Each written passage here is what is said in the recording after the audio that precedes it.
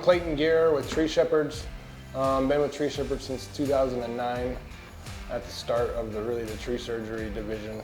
And my name is Ethan Gear, and I started in very end of 2013, and more in the office. And so as the company started growing, we started seeing the need for large equipment to help us move the material and get out on the limbs and help climbing, because the climbing and the day-to-day work was taking a toll, and it got things done faster and quicker and with less effort, more efficient and all of that. So we started looking into getting things like spider lifts, skid steers and things like that.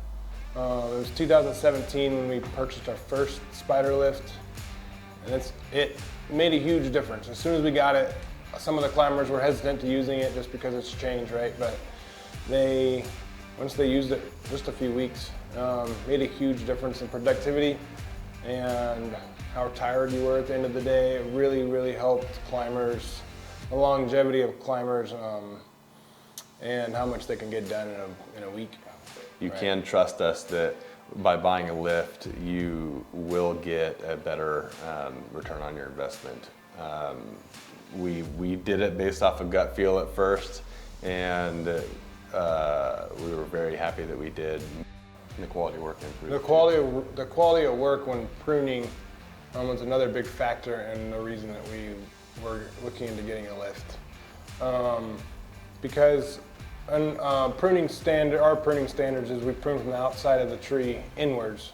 And so some very large trees have very long limbs, and the top maybe broke out in a storm or something like that. It's hard to get your rope and your climbing scope correct to be able to get all the way to the very tip of those limbs and make the right cuts.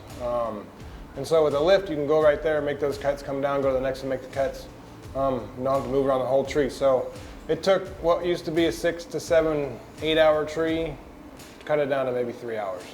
You have one guy doing it and you're not near as tired, and you have one guy on the ground. I mean, the amount of people and labor that goes into it made it much more safe, much more efficient. Even though it was sort of a gut feeling, I personally called, I think, 3 people and all of them said, I've already bought 2, I'm about to buy my 3rd one, or I'm about to buy my 2nd one.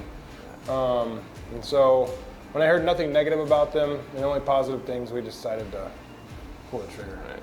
A lot of people ask us too why we didn't go with the bucket truck, and it just comes down to versatility. At least in our area, you can't get a bucket truck anywhere except the very front trees, and we're often in the backyard, so you can only use it for half of the work that we needed to complete.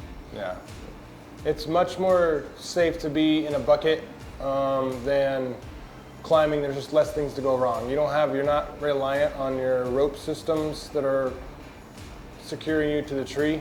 When you're climbing a tree, those can get cut. They can get snagged by falling limbs whenever you're rigging, say during removals. There's one more system that can go wrong. There's just less uncontrolled factors in a lift than when you're climbing. You're not reliant on the tree's stability. When you're climbing, you're 100% relying on the tree's stability and your tie-in point and all of that. The lift, you can tackle trees that are unstable. So a lot of storm damage stuff we do with the spider lift. Very dead trees and long limbs. Those are really the things that we use it.